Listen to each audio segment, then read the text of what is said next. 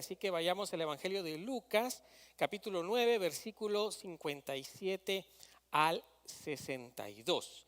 Dice la palabra de Dios: mientras seguían su camino, alguien le dijo: Señor, yo te seguiré a donde quiera que vayas. Jesús le dijo: las zorras tienen guaridas y las aves de los cielos tienen nidos, pero el Hijo del Hombre no tiene dónde recostar la cabeza. Y a otro le dijo: sígueme. Aquel le respondió: Señor, permíteme ir primero a enterrar a mi padre. Pero Jesús le dijo: deja que los muertos entierren a sus muertos. Tú ve y anuncia el reino de Dios. Otro también le dijo: Señor, yo te seguiré, pero antes déjame despedirme de los que están en mi casa. Jesús les dijo: nadie que mire hacia atrás después de poner la mano en el arado es apto para el reino de Dios. Esta es la palabra del Señor. Este es un pasaje muy interesante del cual nosotros hoy como pueblo de Dios podemos aprender. Y es mi deseo que usted ponga mucha atención hoy, porque sin duda este mensaje es para cada uno de ustedes, para mí también, para todos nosotros. Este mensaje es para cada uno de nosotros. Es importante que hoy destaquemos que en los evangelios no vemos ningún caso de que alguien que le haya ofrecido a Jesús: yo te quiero seguir, Señor, yo quiero ir contigo, Señor, que le haya hecho a Jesús un ofrecimiento. No vemos en ningún evangelio realmente que haya pasado una verdadera conversión. No hubo un verdadero cambio de vida. Si vemos los 4 evangelios, no encontramos alguna historia donde alguien le haya dicho a Jesús: yo te quiero seguir por voluntad propia, y que después se haya convertido en un discípulo del Señor. No existe eso. En cada caso Jesús, en esta situación, en cada caso es Jesús el que está haciendo una conexión con ellos. Sin embargo, solo en el segundo caso Jesús invita a la persona, aunque la persona le dice que no. Ya verá todo esto que tiene que ver. Así que hoy el Señor nos está invitando a que nosotros reflexionemos en esta situación que Él tuvo con estas 3 personas. Y quizá nosotros podemos situarnos en alguna de estas 3 posiciones, o quizá esto nos puede ayudar a entender mejor lo que es ser un verdadero discípulo del Señor. ¿Qué es un discípulo? ¿Usted sabe qué es un discípulo? Un discípulo es un seguidor. Un discípulo es aquel que hace o que dice o que sigue a su maestro. El maestro le enseña al discípulo y el discípulo imita al maestro y cada vez se parece más al maestro. Así que este mensaje de hoy nos va a poder enseñar y abrir más nuestra mente y corazón para poder entender eso acerca del discipulado. Es preciso, sin duda, poner a Dios en primer lugar. ¿Estará usted de acuerdo conmigo o no? Es preciso. Se requiere poner a Dios siempre en primer lugar en nuestra vida diaria. ¿Sí? Ese es un requisito de un verdadero discípulo, es que Dios siempre tiene prioridad. Lo que se debe de evitar es precisamente todo lo contrario. ¿Sí? Poner a Dios siempre en segundo, en tercer, en cuarto, en quinto lugar. Mire, regresemos al versículo 57. Dice: mientras seguían su camino, alguien le dijo. Este alguien puede ser cualquiera. Aquí no hay un nombre específico. Le dijo: Señor, yo te seguiré a donde quiera que vayas. Jesús le dijo: las zorras tienen guaridas y las aves de los cielos tienen nidos, pero el Hijo del Hombre no tiene en dónde recostar su cabeza. La primera persona le aseguró a Jesús que lo seguiría. ¿Sí? Yo te seguiré a donde tú quieras que vayas. Sin embargo, Jesús le respondió que el seguirle a él implicaría un cambio de vida total, una forma diferente de pensar. Durante su ministerio Jesús no tuvo un propio hogar. Jesús, durante su ministerio terrenal, él realmente dependió de la hospitalidad de otras personas. Esta persona le dice ahora: yo te quiero seguir, pero Jesús le dice: yo no tengo en dónde recostar la cabeza. Seguirme a mí, le dice Jesús, implica que tú estés consciente que cuando tú me sigues a mí, no siempre va a haber comodidad, no siempre las cosas van a ser como tú piensas que son, sino que cuando tú me sigues a mí, de repente las cosas son muy diferentes a como uno se imagina. Hay mucha gente que sigue a Jesús por los milagros únicamente. Ese no es el Jesús de la Biblia. Por supuesto que Jesús hace milagros, por supuesto que Dios hace grandes maravillas, como dice la Escritura. Pero cuando la motivación única es el milagro, ahí hay algo equivocado en seguir a Jesús. ¿Sí? Y esto es lo que él está diciendo. Jesús le está diciendo: yo ni siquiera tengo la idea que tú tienes de quién soy yo, es una idea equivocada. Y también la idea que esta persona tenía de ser un verdadero discípulo estaba equivocada. Por eso yo les pregunté: ¿somos verdaderos discípulos, sí o no? Dicen sí.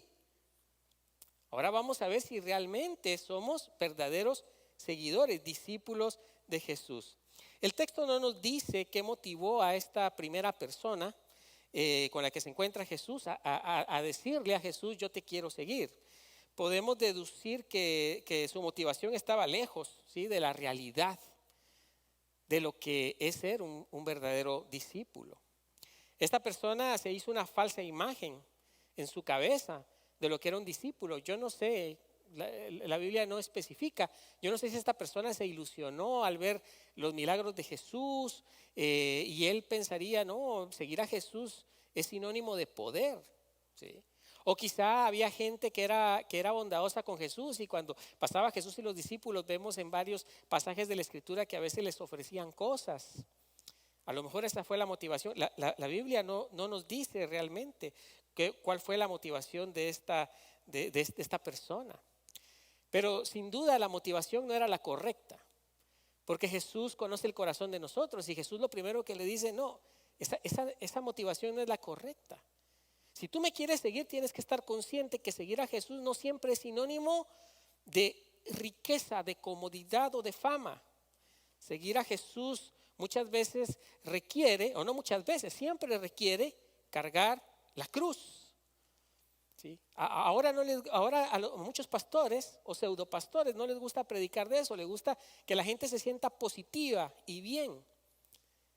Pero la Biblia no habla de eso. Seguir a Jesús tiene un desafío, ¿sí?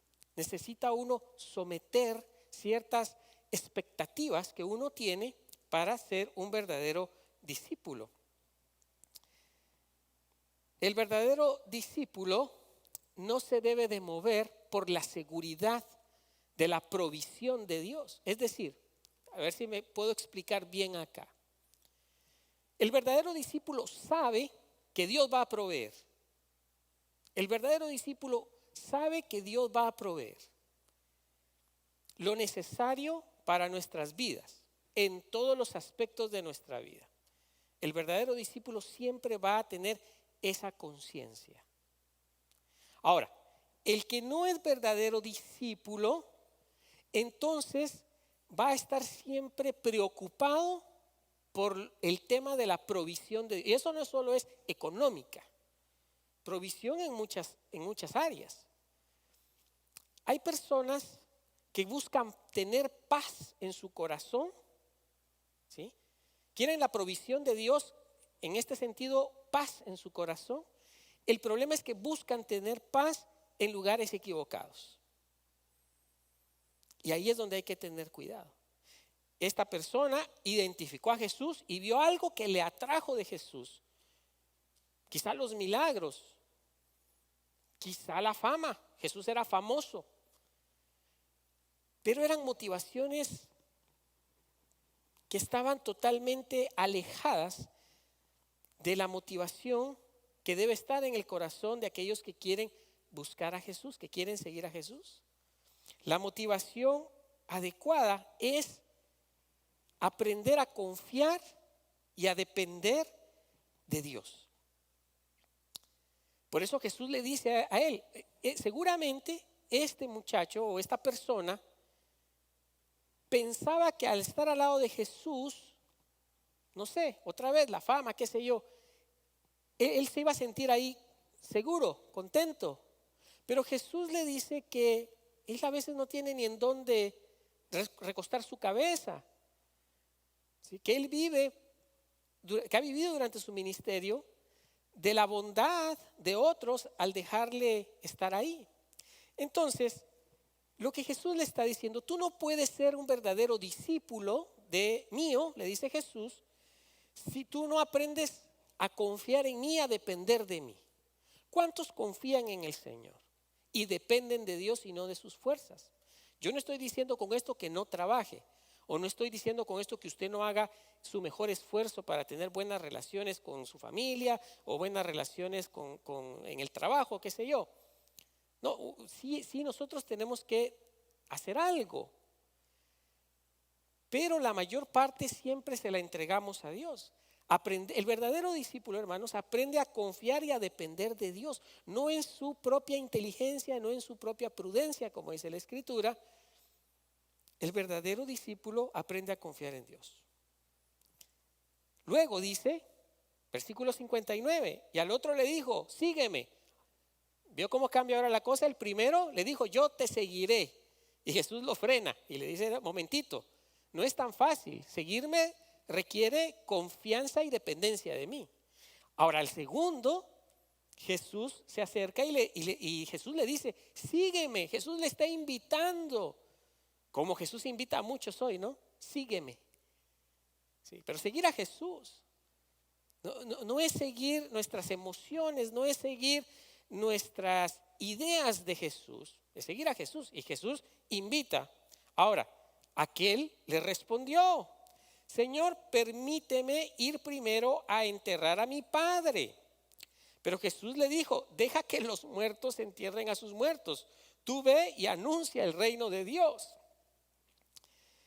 Con este segundo candidato, la cosa se pone seria, ¿no? Parece esto bien difícil de entender. Y alguien me podría preguntar, o a lo mejor usted mismo se pregunta, pero si el hombre lo que quería era enterrar a su papá, y Jesús le dije, deja que los muertos entierren a sus muertos, tú ven y sígueme. Parece una posición demasiado controversial y demasiado fuerte la de Jesús. Sin embargo, detrás de eso hay amor y detrás de eso también hay una enseñanza. ¿Sí? Una cosa que vamos a considerar es que no es muy claro, el texto no nos dice si el papá ya había muerto. No leemos en el texto si el papá había muerto o no. Ahora, lo que sí es seguro que el papá estaba a punto de morir. No es muy probable que el papá ya hubiese muerto, es posible, no lo sabemos. Algún teólogo estará en desacuerdo conmigo. Ahora, yo creo que el papá no había muerto porque si el papá hubiera muerto, ¿en dónde hubiera estado el hijo? Con el papá fallecido, en su casa, haciendo los arreglos del entierro. No hubiera estado ahí viendo a Jesús, siguiendo a Jesús y esto, ¿no? Y Jesús le dice, ven y sígueme. Entonces él quizá está pensando en que el padre ya va a morir pronto y que entonces sí lo quiere seguir, pero primero déjame enterrar a mi papá. Ahora, no importa, en todo caso, esta persona lo que le pide a Jesús es un tiempo antes de seguirle.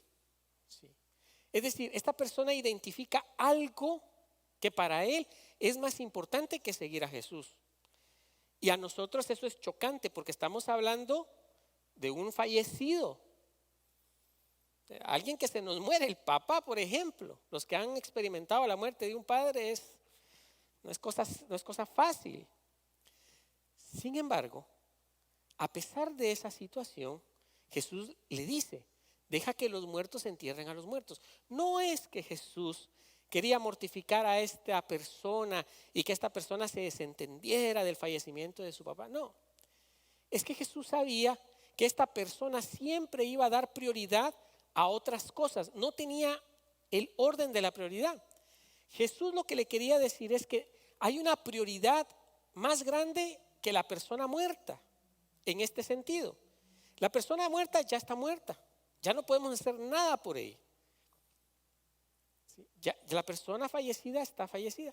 Pero él tenía la oportunidad ahora de seguir a Jesús y de testificar a los vivos de que existía un Salvador, de que existía alguien que era Dios encarnado, y esa era la prioridad para Jesús.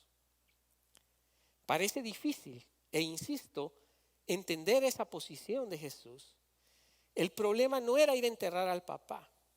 Ese no era el problema. Jesús no era que se opusiera a que él le diera sepultura al papá, sino que Jesús, como conoce los corazones, al igual que con la primera persona, con esta persona, Jesús sabía que para este muchacho la prioridad del reino nunca iba a ser la primera cosa. Siempre iba a haber algo más delante del reino de Dios. Jesús le está trayendo a esta persona claridad de la importancia, hermanos, de predicar el reino de Dios al que está vivo, al que no conoce de Cristo.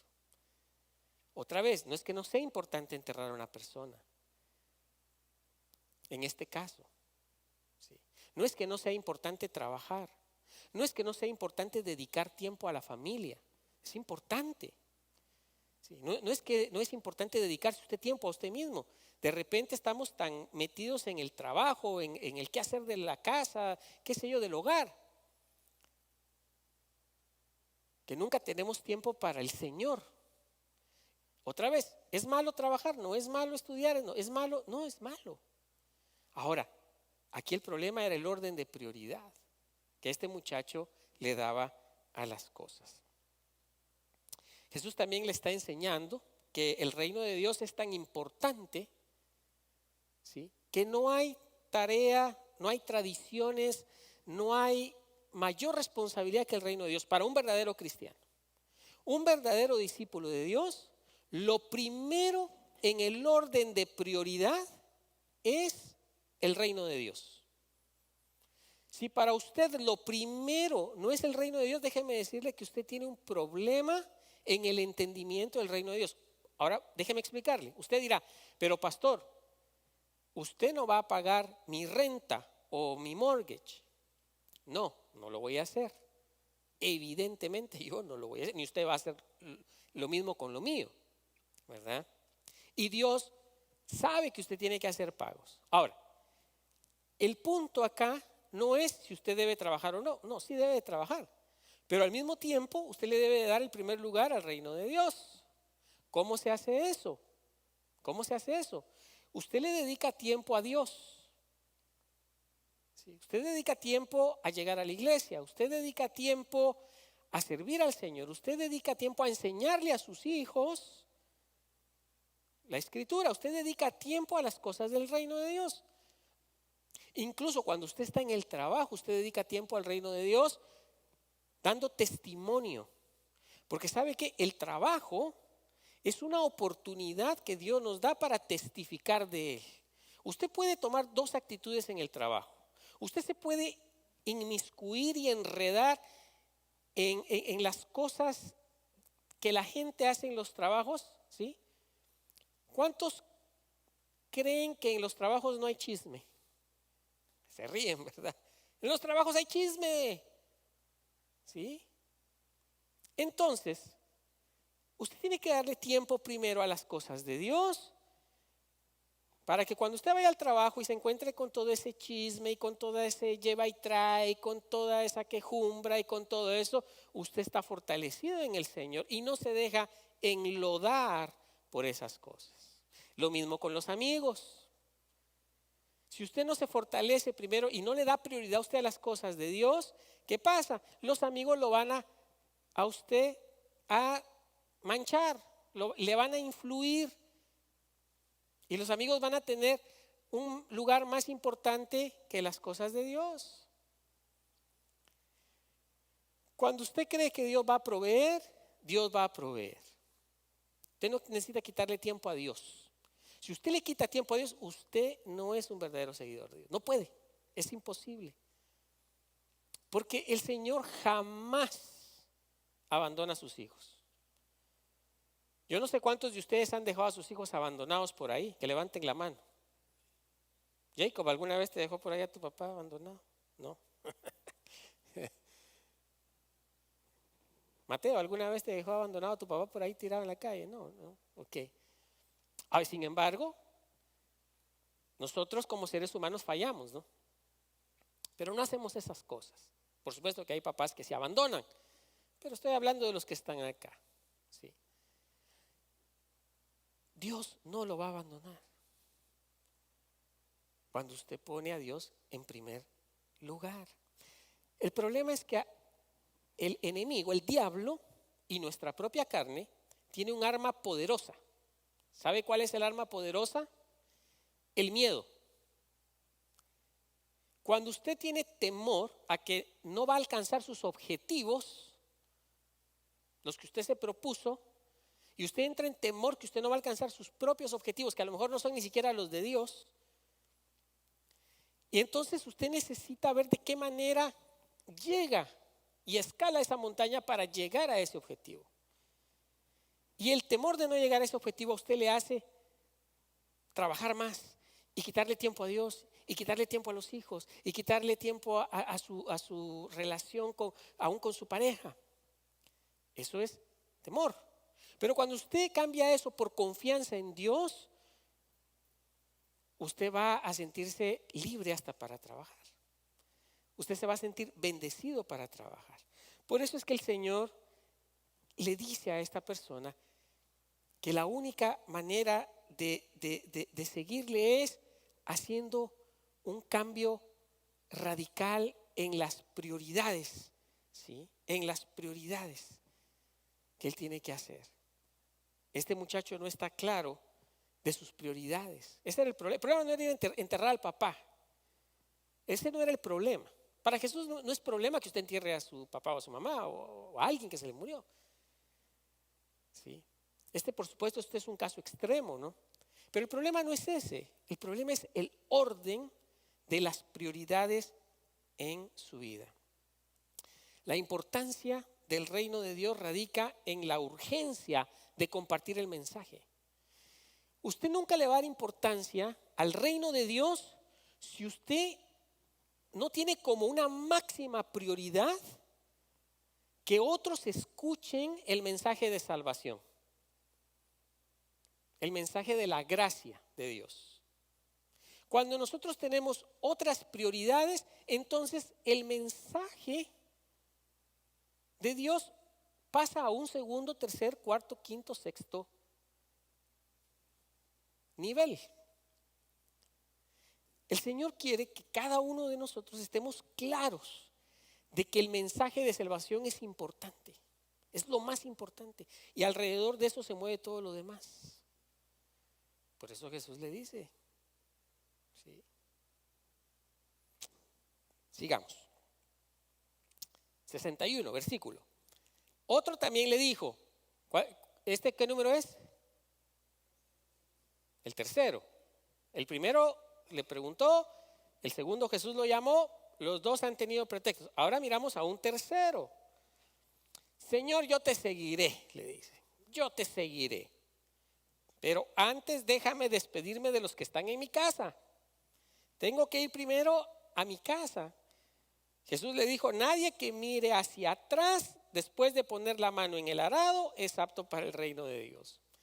Otro entusiasta, yo te quiero seguir, Señor, porque yo veo que tú haces milagros, porque yo veo que la gente te sigue, yo veo que la gente te ama, porque eres famoso, toda la ciudad te conoce, yo te seguiré, le dice. Yo quiero seguirte. Se impresionó, pero eso sí, primero déjame, me voy a ir a despedir a mi casa antes de seguirte. Esto pasa mucho, ¿no? Yo quiero hacer esto para el Señor, pero a la hora de que tenemos que hacer para el Señor, de repente ahí nos frenamos. ¿Sí? Queremos alcanzar al mundo, pero no abrimos la boca.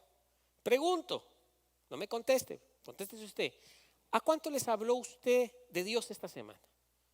Intencionalmente, no casualmente, y no de otras cosas, de Dios, del Señor Jesús, de la salvación de Él, del amor de Él, del perdón de Él. ¿A cuántos usted intencionalmente le habló? En el trabajo, en una tienda. Usted no conoce mucha gente en una tienda y, ay, qué bonito le quedan los zapatos. Y mire, y esto. Hay forma. ¿Sí?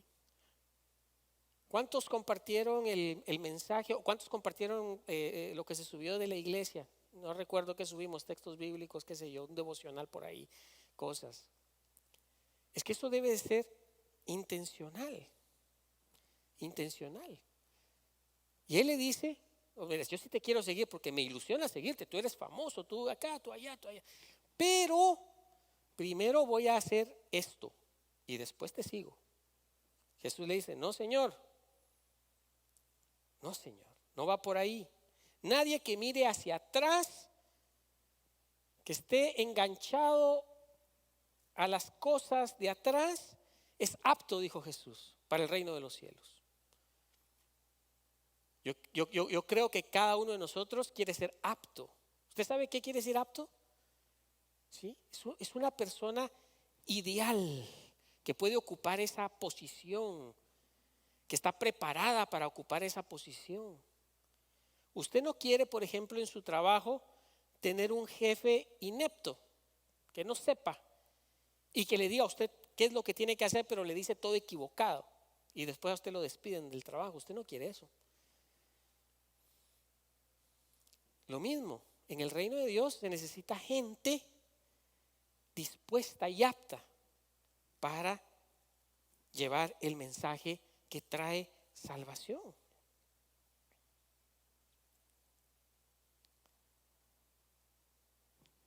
Jesús deja claro, ¿sí? Jesús no anda con rodeos, deja claro que seguirle a Él implica un reordenamiento de las prioridades, hermanos. Yo no sé cuáles son las prioridades de ustedes. Yo conozco las mías.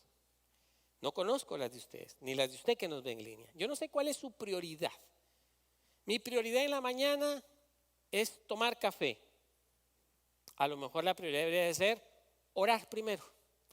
Poner su vida en las manos de Dios y la de sus hijos y la de su familia. A lo mejor, no sé. Mi prioridad es A, B y C, pero esas prioridades están lejos de lo que el Señor nos pide. El Señor quiere que reorganicemos prioridades. Reorganizar prioridades es algo bueno. Es algo bueno.